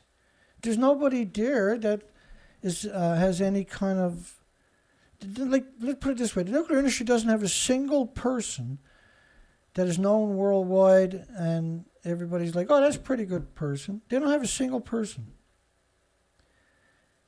Right? Because the industry is just nothing but deceit and misery. It's a misery machine. It's a disease factory. Great big, stupid disease factory on planet Earth for 80 years.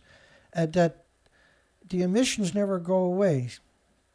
The plant originally meant to begin operation 2009. In 2009. It's not behind schedule. There is no schedule.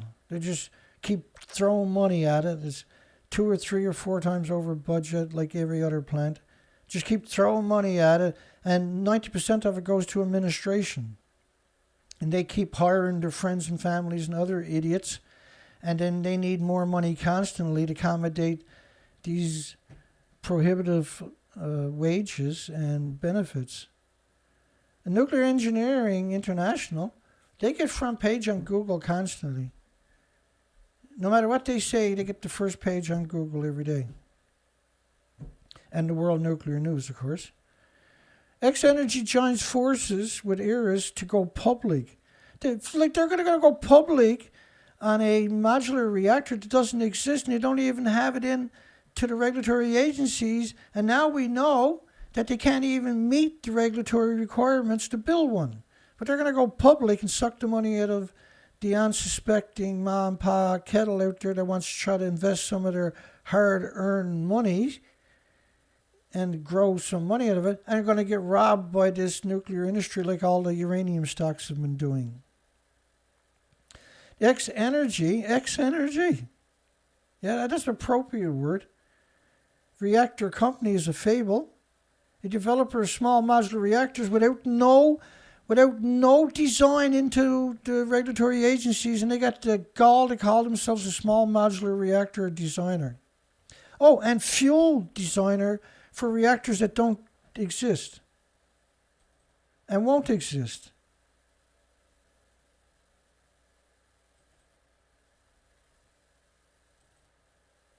Clean energy generation. Clean energy.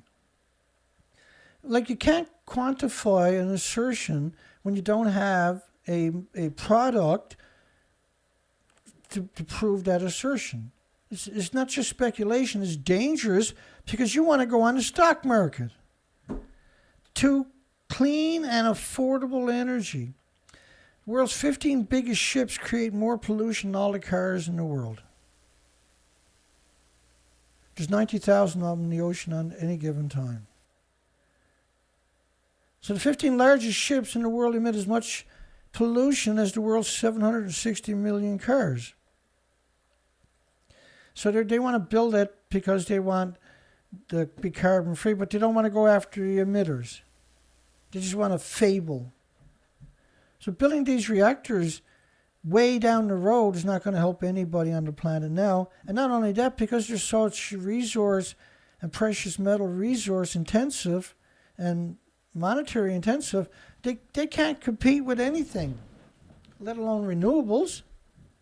And because renewables is exploding, the prices are skyrocketing straight down. They're dropping.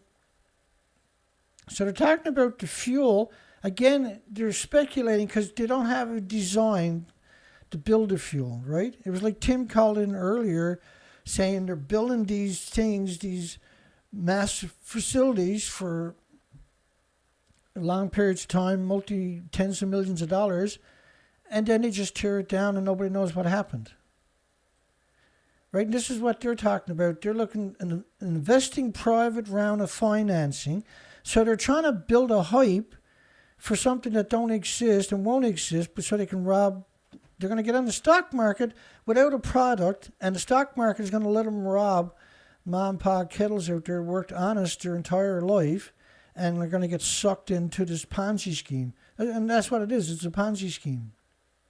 They're getting $30 million from Aris and $45 million for OPG, Ontario Provincial Government, the Canadian government, to put themselves on the stock market to raise money for something that don't exist. And 90% of the money to raise has to go to administration. Right? And so they just found a way to rob the system of large amounts of money without having to perform. Same as the fusion industry. And the Segra Capital Management, a leading nuclear energy focused hedge fund for stuff like this, right? Quick grabs and dumps. Right? The investors will lose their money. They'll sell the stocks dirt cheap. They'll buy it back, and they'll have another fake renaissance on stocks and sell it over and over and over, like they've been doing with uranium stocks since Fukushima. It's so evil, it just defies it. But it's to be expected because they were born to be evil. They come from that legacy of their grandparents and great-parents, great-grandparents, and their parents worked in the nuclear industry, and that's what they do. They're just a big scam, and they know it. Will be listed on the New York Stock Exchange without a product. So if you're planning to buy stocks, and I want you to think about radiation, that 11 becquerels a kilogram for children, you start to see heart problems. And that radioactive fallout on America and Canada, just one study of the iodine-131 was 20 million particles per liter. So that was catastrophic to the little insects and birds and mammals and animals and children. You're buying, if you support uranium of any type, you're supporting a disease factory and an extinction machine, a omnicide machine, which is what World Nuclear News actually is too, right? Framatome, which is discussed in France, preliminary contract, which doesn't have the money, by the way, for Sizewell C. Well, that's Sizewell C on that side. That's Hinkley Point on the other side. Why are they surrounded by farms? Why are these new reactors going to be surrounded by farms? What's the point of that? Because they're going to hemorrhage radiation from the fuel pools minimum all the time. And the farms is meant to poison you in your supermarkets. You can't contain the fuel pools, let alone the reactors themselves. See?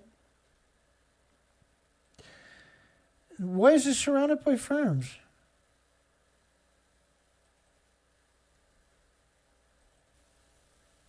because that's their legacy, right?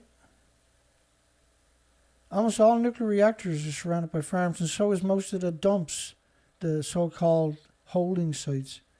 UK government has said it will seek to attract new third-party investments to help finance the project's construction. Well, you didn't need to do that. The money from people paying bills was supposed to build a replacement. You weren't supposed to have to go out. You took the money and you built Trident nuclear weapons, see? Because you paid your bills to keep a new reactor, new power plants in the pipeline. But you didn't build any. And so now all of a sudden they want to build one, but they spent all the money on nuclear weapons and on administration. Here's something else to think about. Irreversible heart damage for children with 50 becquerels a kilogram. So when you go to the supermarket, you have to wonder, did the food come from any of these farms from 415 nuclear plants worldwide? 50 becquerels a kilogram in adults will permanent lesions on your organs. And every becquerel, every atom you're storing in your body, which is a becquerel basically, because it does it every second, pulsing energy almost at the speed of light, is under siege by your body from white blood cells, which is displacing your red blood cells, which carry oxygen and nutrition throughout your body, which leaves you the more you eat, the more susceptible you become to pathogens and viruses that were normally harmless and innocuous and benign. An operation, Framatome said a preliminary contract. So they need to make money, they need to raise money for operation, not just to finance it, but to operate it. And you already paid that bill when you paid your light and power bills. You shouldn't have to raise any money. The money was supposed to be already there. Where did it go?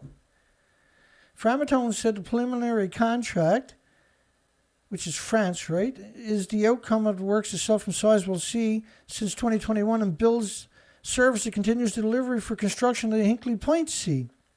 And so Hinkley Point C and Sizewell C are both new plants they're going to build, and both are going to be identical, but both are surrounded also by farms. The only reason you do that is so you can poison everybody. The US and Canada and the Indian nuclear program, 1968, 1974. I got kind of bored with that story because they didn't put much to it. The reactors in India were able to generate 12 kilograms a year, and we know what happened. India built a bunch of bombs. Pakistan built a bunch of bombs. And now they're always threatening to blow each other up and poison everybody else worldwide. Now this story here, I had hopes, right? Because it showed up in the media on December 9th. So I checked it out, and unfortunately, the issue is, I'll show it to you. So this is supposed to be a magic device that produces 10 kilowatts, I think. A continuous electricity every 24 hours without being turned off. The engineers at Infinity SAV Australia have been around a long time, and I'll show you why that's a problem. I went to their site, their YouTube channel. I got to put this on the screen. So 3 years. At 3 years, they're out on an island. This will get better for you. And at 6 years, this one is 6 years. Now look at the fan and look at the heater 6 years ago. And look at the fan and look at the heater 3 years ago. It's the same fan and the same heater and the same light box too. So this is 6 years ago. That's 3 years ago. So why are they using the exact same heater, fan, and light system? Why don't they get something different? Because that to me is like a red flag as it gets. Because you wouldn't think they would have they would use the exact same one with a 3-year discrepancy. It's a little heartbreaking. So I can't trust something that does that, right? Why don't they use something different, right? The exact same ones. But on this one, they're out on an island. There's no power anywhere on the island is the idea, right? And you can have a generator around the corner, so it doesn't really matter. But the day the Earth caught fire, did anybody ever see that movie? the day the Earth caught fire. That's where they had the Soviet Union Americans were setting off nuclear weapons and allegedly had driven Earth out of orbit and were going towards the sun. So therefore, the planet was heating up.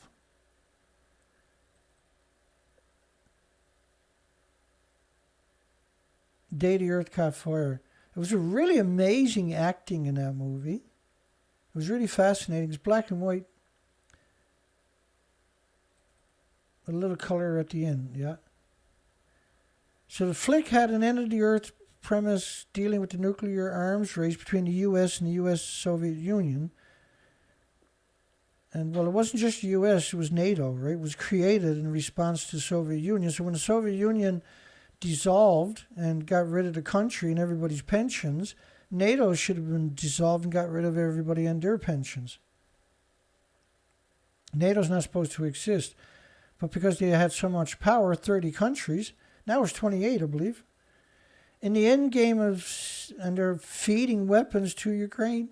It's the same thing as NATO going to war against Ukraine. Or Russia. In the end games of simultaneous Soviet-American nuclear tests that jarred the planet from its axis, sent it hurtling towards the sun, a trajectory that went beyond burning a hole in the ozone zone to setting the planet on fire. It was a really good show. It's available online there for free. Nuclear explosives are set off in Siberia after, in the hopes that the resulting explosion will readjust the planet's direction and stop it from heading towards the sun. He was traumatized by it. The teacher said it's only a movie. And so, but he mentions the word global warming in it, and that's just, in this time and day, it's dishonest to utilize it under that way, because it wasn't in so much, you had to read the whole story to work out that it was, if you didn't see the movie, that it was caused by nuclear, not human. Well, nuclear is why we got global warming. The emissions, they're pulsing energy every second. We're always adding to it. There's 1,000 fuel pools worldwide hemorrhaging into the environment with multiple reactor cores in each fuel pool. Each one of them were power 1 million homes, so they're still splitting the atoms for millions of homes in each fuel pool. That's hemorrhaged into the environment all day, every day. That's why all of these disease factories are surrounded by farms, by the way. And the industry is well aware of it. There's global warming in overdrive because you're always adding to it. Once you hit the tipping point, then everything kind of, you kill all the bacteria and the fungus, the ground doesn't soak up water anymore, and nothing can survive in the environment without bacteria and fungus. But not only that, the ground don't soak up water. And so the forest and the litter doesn't break down because you don't have bacteria and fungus to support the ecosystem to accomplish it, which means you have all this foliage and litter that's not breaking down. So when you get lightning strikes, some other catalysts, the fires are catastrophic. Surge in airborne radioactive releases, and because it's consistent and constant, then it can only get worse, and that's what we're now seeing. Since Fukushima, that was the tipping point for Earth. Surges in airborne radioactive releases have gone on for years at Fukushima, exceeding 25,000 times the normal.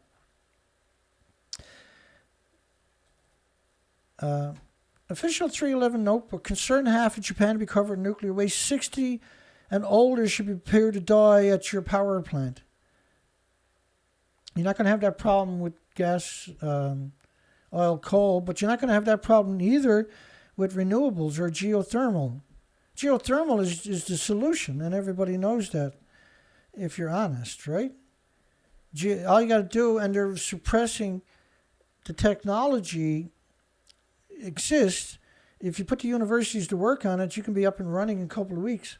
Because you just need lasers to eat the Earth deep enough to tap in 1,000-degree Fahrenheit temperatures, and you can replace all gas, oil, coal, nuclear by just keep the whole infrastructure, just build your geothermal, and then turn it on and turn off the gas, oil, coal, and disease factories known as nuclear power. Workers are tricked to being at the front lines, not academics, not nuclear scientists. Nuclear scientists are not being tricked to be on the front lines of Fukushima. The homeless and destitutes or the mentally handicapped are working at Fukushima. They're given second-hand paper suits. So nothing but contempt for life on top of that, and in a whole different, despicable way. Mentally disabled are working at Fukushima. Men are forced to go to the plant. Homeless are treated like disposable people at multiple nuclear meltdowns. It's outrageous. Even Forbes says it's outrageous. Forbes. The pro-nuclears. Homeless people are being sold to companies and put to work on a meltdown because nuclear scientists are cowards. And nuclear academics are cowards. Nuclear companies are cowards and won't go there. The homeless are taken. UN officials astounded that the homeless are taken to work at Fukushima. Official notebook, 16 older should be prepared to die at the disease factory known as Fukushima. That's some statement. So what kind of planet have we got when we consider that? Why not sacrifice the military? They want to be sacrificed. That's why they joined it. Cesium remained dispersed throughout the water columns from the surface to the ocean floor. In other words, we've killed the planet. It takes time to play out, and that's why we're seeing an absurd amount of emaciated animals and birds and whales and everything. Levels consistently rise worldwide from Fukushima radiation in 40-day cycles. Radioactive pollen in Tokyo, up to 2,000 grains inhaled in a cubic meter of air, easily fly from Fukushima, but half the country is radioactive. You can't even grow food safely in it. So you had rain with 20 million particles on the U.S. How bad is it in Japan? Japan, Dr. Tokyo, the capital, the biggest city, should be no longer be inhabited. Reactor 3, mixed oxide fuel, the fuel pools are gone. Each of these fuel pools are 10 times Chernobyl. Minimum. EPA warns Pilgrim Nuclear of jail time.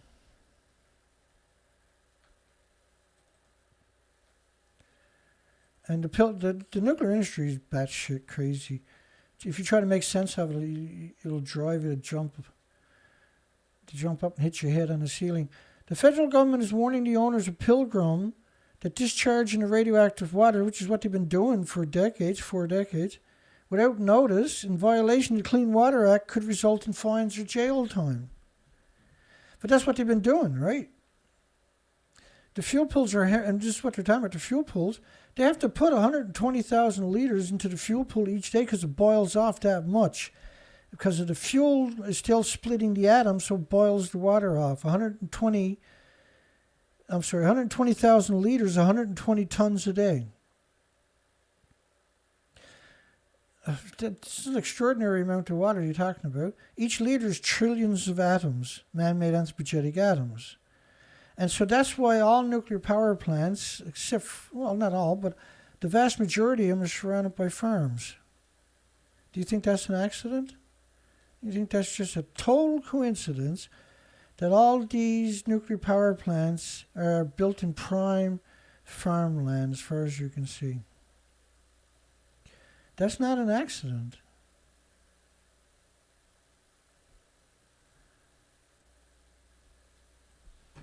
Right? That's not an accident. That's so they can poison you. That's the legacy of this industry. And I feel a bit better tonight. Long day. We got lots accomplished though, and I'm just going easy. I don't want to screw up anything. And my shoulder and my elbow is still hurting from when I fell down in the shed a couple of weeks ago. And so I'm doing everything now with the right hand to try to give my left arm a break.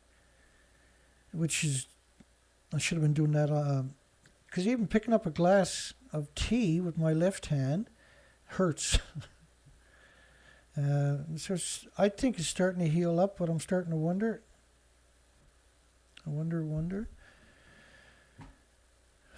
Okay.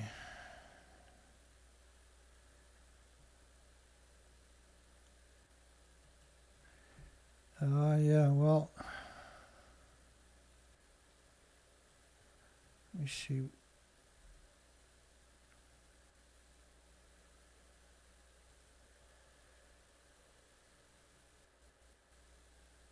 I guess that's it for tonight. We'll call it quits.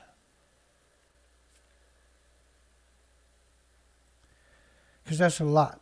Like, a lot of in-depth details tonight, unfortunately. This, not a lot. We had phone calls coming in, so that was a good break in the show, right? And change it up a little tiny bit. And we'll just leave it at that tonight. We'll pick up tomorrow night. We got through the majority of the lineup for tonight. But the big important bombshell story was the licensing for the new small modular reactors make it prohibitive. They can't do it, which means that's why there's no license application showing up. It's because they're not even trying, but they are trying to suck the system dry because this desperation is what they're really doing, right? That's why we're seeing the proliferation of the small modular reactor conversation. It's not a conversation, it's a deceit and dishonest. And now they're trying to get on the New York Stock Exchange. They're not trying to, but they're going to, without even having a product and no hope of a product in the future in order to rob people. Because 90% of the money goes to administration. So hit the poll one more time tonight.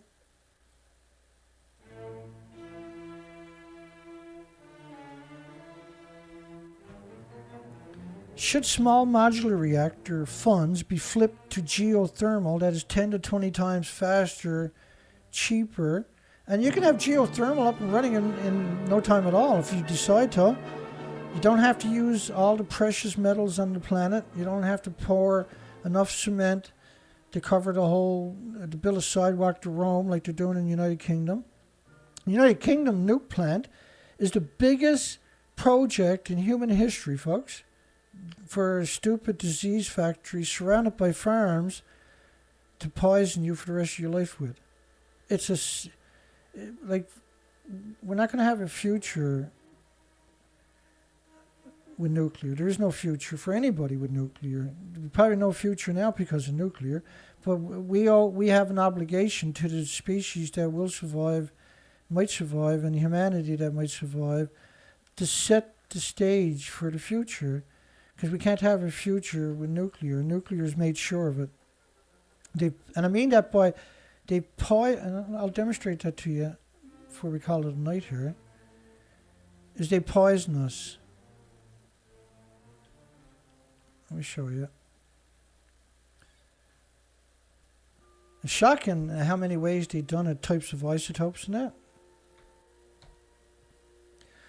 But they poisoned the whole planet. This is plutonium-239 fallout. There's endless models of different isotopes of the fallout and studies to support it. They've poisoned the whole planet. And they refuse to go to Fukushima themselves and try to minimize it. Stephen Young donated 50. I was talking to Stephen earlier.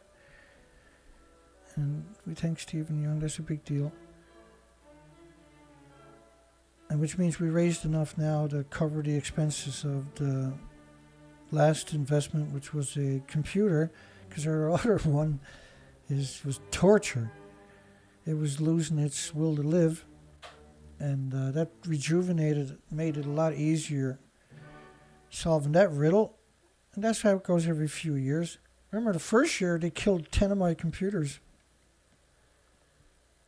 And so this is believe it or not, this is a new session that we're working with tonight. I started up a new session, so I don't longer working from the old session we've been using all year. And so it's a bit of a nightmare for me. That's okay, though. I thought it all went really good tonight. So hopefully that resolves the freezing up issue that we've seen in the last two shows at the very beginning. If not, we'll deal with it. All looks good so far. So we're going to end the poll on 54 votes. 96% said you should get rid of small modular reactor funding and give it to geothermal, and take the same universities that are faking working on small modular reactors and to get them to actually work on coming up with solutions for geothermal, because it's easy. Because it's easy. We'll end it on that.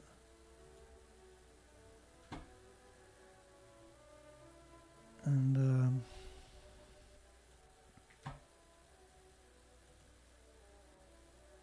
thanks everybody. Hugs for everybody. Have a great night. Great day tomorrow. We'll see everybody tomorrow night. We got a doozy for tomorrow night.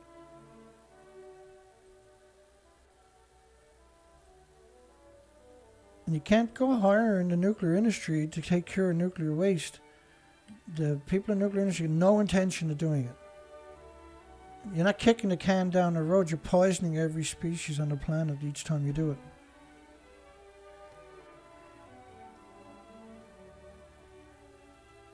Yeah, good night, everybody. Have a great night. Great day tomorrow.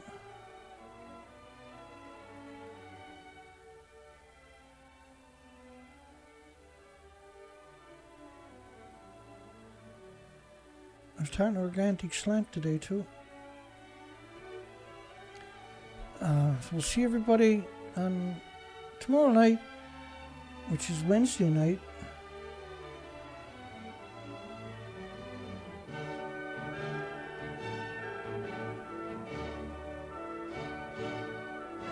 We'll see everybody on the other side. Hugs for everybody. Have a great day and a great night. We'll see everybody on the next show. We got great stuff. And we'll cover a bit more of the licensing for the small modular reactors tomorrow night. Because the best thing to do is kick them when they're down, man. Anything to do with the nuclear industry, kick them when they're down. You catch the nuclear industry down, don't be afraid to curb stomp them. Take care, folks. We'll see everybody tomorrow night. Hugs for everybody.